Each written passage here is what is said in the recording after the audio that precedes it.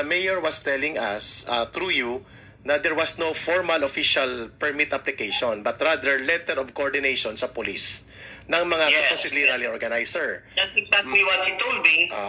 And he was waiting daw for that letter. Pero sabi ko nga sa kanya, pare, di ba hindi naman kailangan ng permit yung park dyan sa Dumaguete City? Sabi niya, hindi naman. Pero hindi naman sila nag-apply kasi sabi nila, lilipat na sila sa isang private place. Okay. So, yun ang huli naming exchange of work. Sorry, Jing. Sige, ma'am. Your interaction and update. I know that Mayor Ipe Remolyo is really mabait yan, but I'm sorry to tell you that he's lying. Okay? And he comes on air. He comes here on air. We're inviting him. He can come here and clarify clearly, kung ano yung sinasabi niya. Because bakit tayo aabot sa TRO, kung nagsasabi siya ng totoo. So, anong informasyon pa ninyo, Ma'am Lorraine? And by the way, Ma'am Lorraine, Yusek Jing Paras, we will try to connect kay Mayor Remolyo kahit phone patch so that he can be interviewed live on air. And then marinig din niya ang tamang pagtingin bilang local chief executive kung paano sumunod sa batas at paano ginagarantiya ang mga karapatan sa ilalim ng batas ng mamamayan. Ma'am Lorraine, you were saying na nagsisinungaling itong si Mayor Remolyo as you were gathering information and facts from the ground. Why? Well, bakit tayo abot sa TRO, Bakit tayo abot? So, Eric, when we invite Mayor Remolyo, okay, let's give him the benefit of the doubt now, but certainly he's not the first politician to ever lie, Yeah, especially what happened to us, This Bongbong Marcos is a freaking liar, diba? So, ano ba tayo, right? So, anyway, let's invite him and together with Mayor Remolyo, so it's not his word against anybody else's, let's get an organizer, of which I am we will try. With, Yeah, we will so, try. Actually, if I may. Yeah, sige. Go ahead po, Yusek Jing, go ahead po.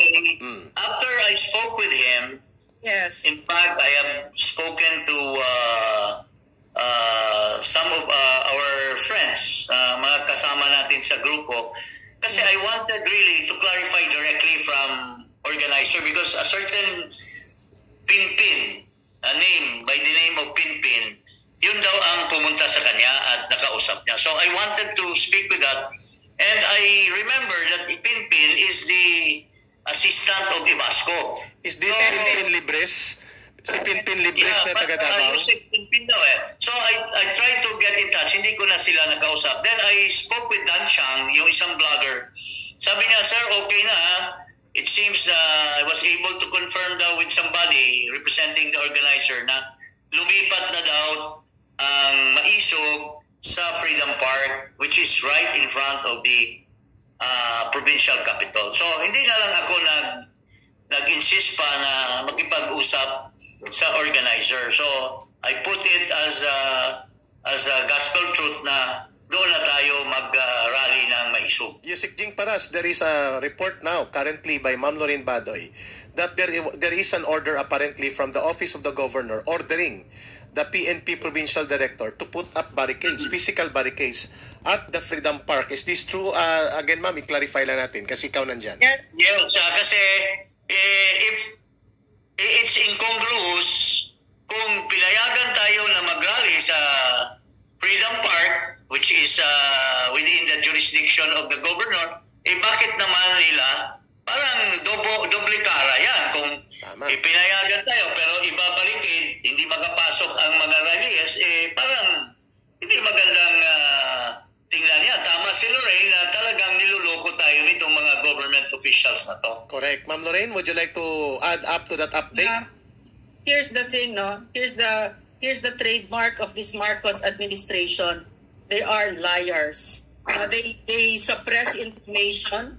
Press freedom has been suppressed, and there is no freedom of expression because this government, this president, is so weak. He's so weak that he has to intimidate and threaten and silence people. He cannot stand criticism because he knows the truth that the Filipino people are already withdrawing their support of him because his presidency is a failed one. He is so unfit to be president. So ito nakikita natin ito.